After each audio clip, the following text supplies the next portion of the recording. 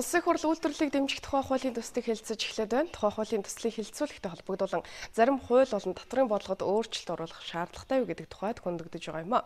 Тухайлбал арьс шир ноос ноолуурын экспорт нь татвар тогтоосноор үйлдвэрлэлийг дэмжих түүхийн эдийн дотоодын зах зээлийг хамгаалж чадах хэсэг талаар улсын хурлын төсвийн байнгын хорооны хуралдааны үеэр яригдлаа. Цаашид татварын хөнгөлт чөлөөлтийн бодлогыг хэрхэн хэрэгжүүлэх вэ?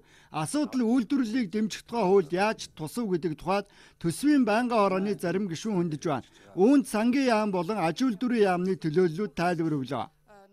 Одоо ноос ноолуур арьс шир түүхийд энэ завсрын бүтээгдэхүүнийг одоо экспортлох тохиолдолд 10% татвар авах заалт нэмж орж байгаа. За мөн эцсийн үеийн бүтээгдэхүүн бол хуучнаараа тэг өв байгаа. Эцсийн бүтээгдэхүүн бол за энэ тооцоогоор бол улсын төсөвд бол 63.45 тэрбум төгрөгийн ийм орлого нэмэгдэнэ гэж байгаа.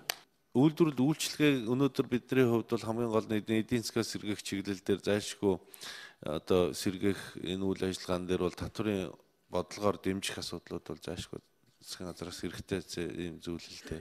Тэгэд энэ дээр бол яг хуу дараа нь бид нар өөрсдөө эдийн засаг тодорхой хэмжээнд гайгүй болгоод орлого санхүүгийн асуудал ч гэсэн сайжирсан тохиолдолд бол буцаагаад энэ хуулиудыг бойлуулж болно шүү дээ. За харин төсвийн байнгын хорооны зарим гишүүний хувьд цаашид арьс шир ноос ноолуурын экспортод татвар тогтоодог болох нь буруу гэсэн байр суурьтай байна. Ноосон дээр бид нар бас нэг жоохон бодлого барихгүй болс болохгүй. Тэгээ 80% нь экспортод тэр чигээрээ гадагш түүхийгээр гараа явчихж байгаа гэж. Бид малчтай бодлого яах вэ? Бодож байгаа. Гэхдээ малчны отноос шууд хилийн дээс алхахтгийг бол шууд өгшүүлээд байх нь бол буруу шүү дээ. Бид нар дотоодын үйлдвэрлэлд дэмжих бодлого л барих нь зөв. Гэхдээ яг ийм модон тоо 10% гэж орж ирж байгаа бол энэ чинь буруу л гэж хэлье.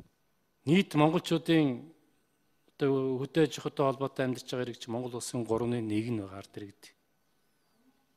Энэ хүмүүсүүдийн амьдрал хэцүү байж хахад татвар тавина гэдэг чинь үндсэндээ энэ хүмүүсүүдийг ядуурл руу оруулна гэсэн. Ийм хариуцлагагүй зүйл оруулж ирж болохгүй шүү дээ. За харин ноос ноолуурын экспортод зохих хэмжээний татвар тогтоох нь зөв гэсэн байр сууриас гишүүн Дамдны Дэмбэрэл хандлаа. Үйлдвэрлэлээ өргөх тухай асуудлаа ярьж байгаа бол үйлдвэржүүлээ гэж байгаа бол бас бүтээгдэхүүнийг хамаагүй ингээд экспортод цөмийн түүхээ дээр гаргах нь бол ашиггүй шүү дээ.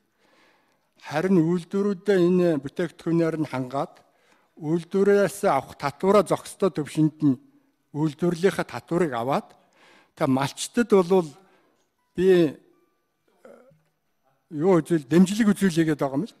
Жишээлх юм бол ноосныхаа дэмжлэгийг, арьс ширнийхаа дэмжлэгийг, ноолуурын дэмжлэгийг бол төр үзүүлчихэд татвараа үйлдвэрүүдээс аваад харин экспортонд хамаагүй гаргадаг дээр бол татвараараа зохих хэмжээний эдийн засгийн механизм ашиглах нь цагаа олж байгаа байхаа.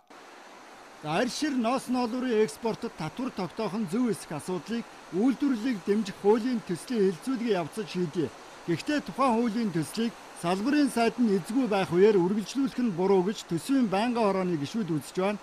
Байнгын хорооны гишүүдийн олонхын саналаар үйлдвэрлэлийг дэмжих хуулийн төслийн хэлэлцүүлгийг түр хойшлуулад байна.